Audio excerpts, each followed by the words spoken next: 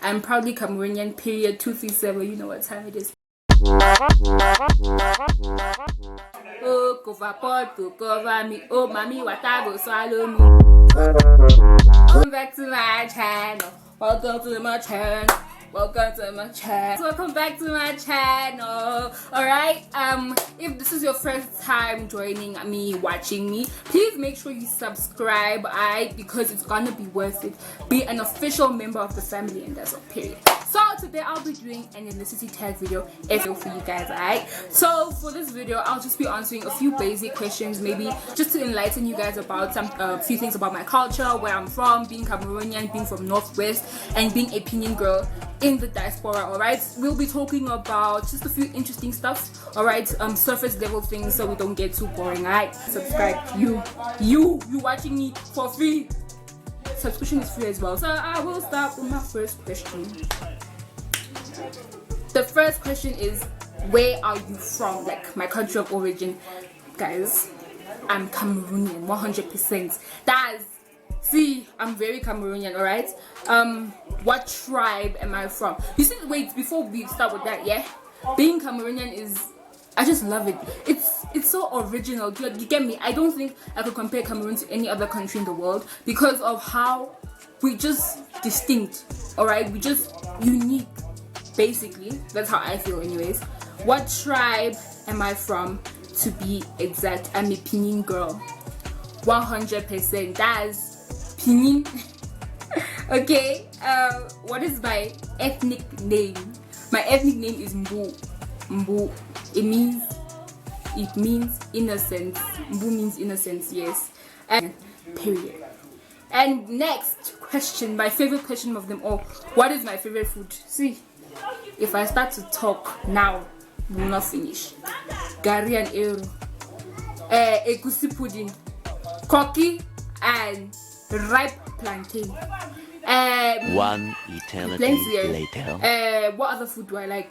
Did I say gari and arrow? Yeah, I'm sure I said that. I know people will be like, what, fufu and arrow, but I like gari and arrow, you get. And then yellow gari, by the way. What other foods do I like? Deje. What is my favorite Cameroonian song? Because I'm Cameroonian. So what's my favorite Cameroonian song? My favorite Cameroonian song, local song, I'm not sure a lot of people will know this. It's local song, Let Go. Yeah, I might just insert something here. Local Let Go. I gotta let go. I really like that song. My next question is, who is my favorite artist? So in as much as local did my favorite Cameroonian song, he is not my favorite artist. My favorite Cameroonian artist has to be Makiza, period. He's a rapper, period. Okay, I might insert something here about Makiza or something. I really love Makiza for just the rap, you know, that thing where I feel like I need to compensate because I can't speak pidgin, I can't do, understand? So he's rapping in Bloopers. I just feel like, yeah, I have to compensate, so I just go so hard at Makiza. I just love Makiza a lot. Then next question, the favorite place in my homeland. My homeland precisely is Northwest. That's Bamenda. So my favorite place in Bamenda, I don't know, gonna be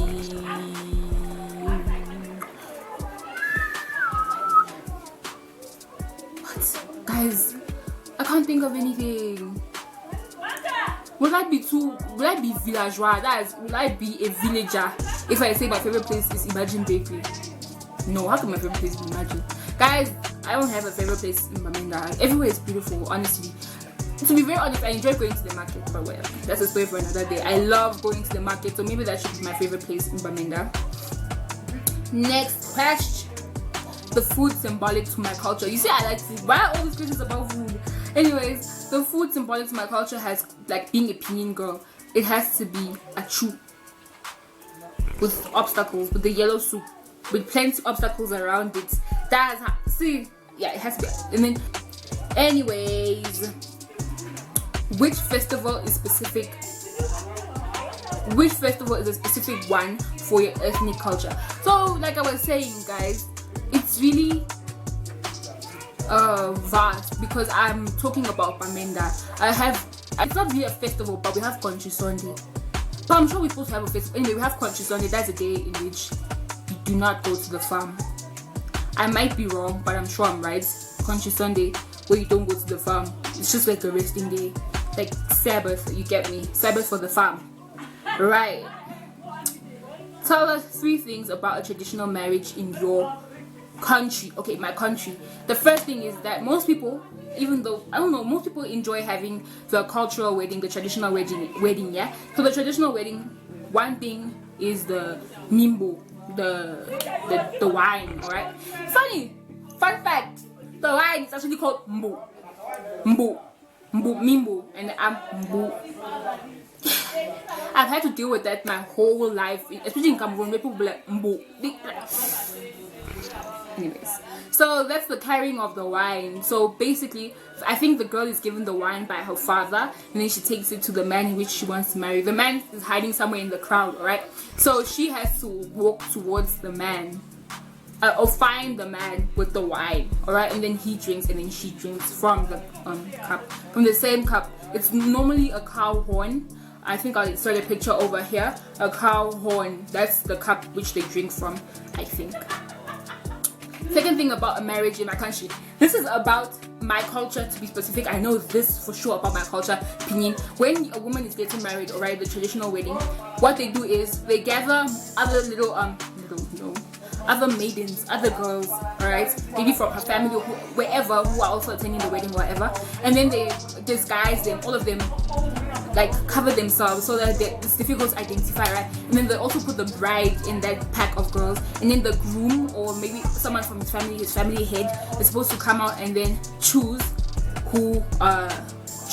the wife, alright? So if he doesn't choose her, and this is so interesting, guys, because before that even happens, most times they'll be like, oh no, they had to pay for petrol to get the wife, so you have to give us money for fuel, and oh no, we had to maybe hire a car for her to come, so you have to give money for that. And the more times you get the wife wrong, the more times you pick out the wrong woman, the more money you spend. So that's really nice. I like that part. And then also another part that has to do with money is when you're taking the woman away, yeah, other members of the family will be like, no, how can you take her away? She used to cook for us, who's gonna cook for us now? And then you drop money, period. So yes, it's a lot of money going on in there. I thought my bun came in for a second. Alright, that's really beautiful. I love my culture so much. It's so interesting, isn't it? It's interesting. Next question, please. Do you have any regional language? Normally I'm from Cameroon. There's the Francophone region, the Anglophone region. I'm from the Anglophone region, Northwest. So if you say we have any regional language, it will have to be Pidgin. You guess correct, Pidgin. But then normally my traditional language will have to be the dialect. Alright. Is there any special music related to your culture? Guys, I don't know, right? If I could say bottle dance, but I won't say bottle dance, I'll say bagalum. That's our traditional dance. See, it's when you dance bagalum, yeah, like if somebody knows how to dance it, you will wish you were a Pamenda girl, you will wish you were Cameroonian. I'm telling you. Hey!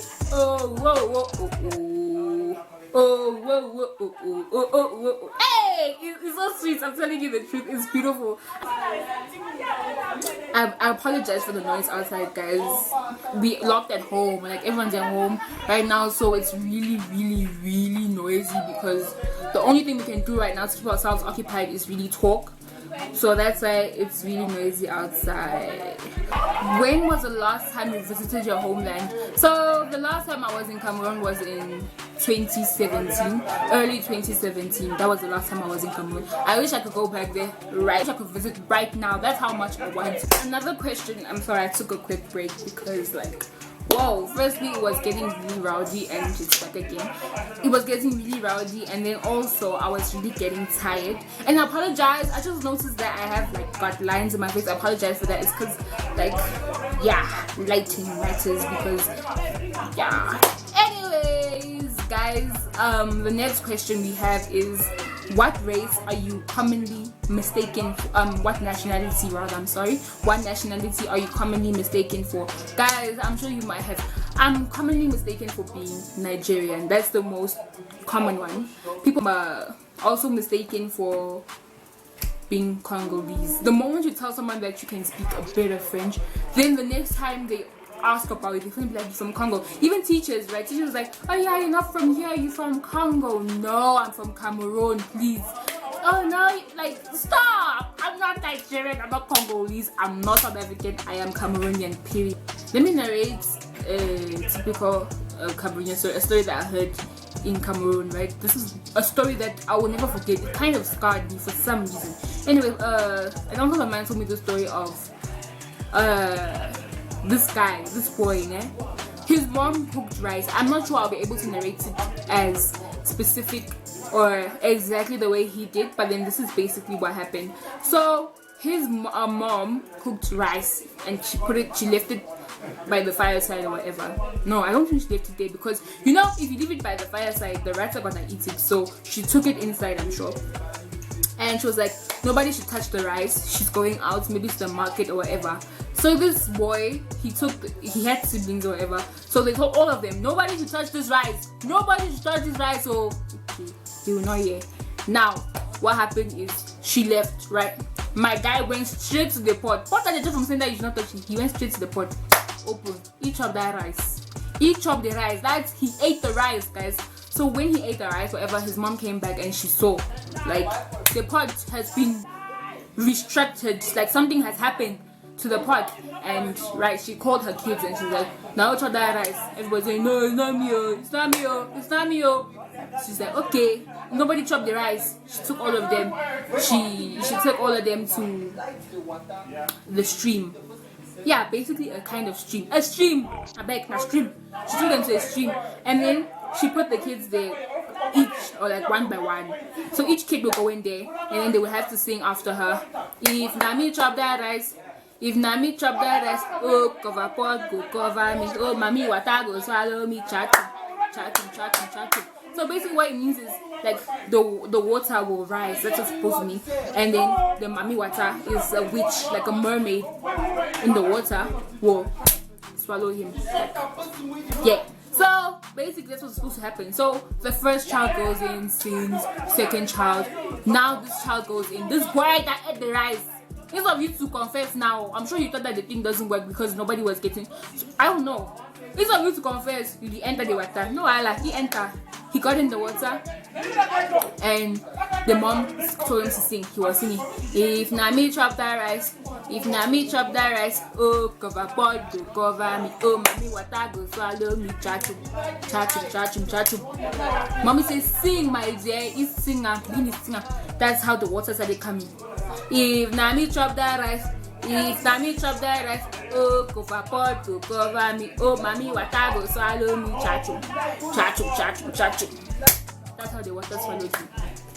That story scarred me. Now that I narrated it back to you guys, I don't think it's that scary anymore. But then it did really scar me. I learned the story about probably 10 years ago. I don't know, about 10 years ago.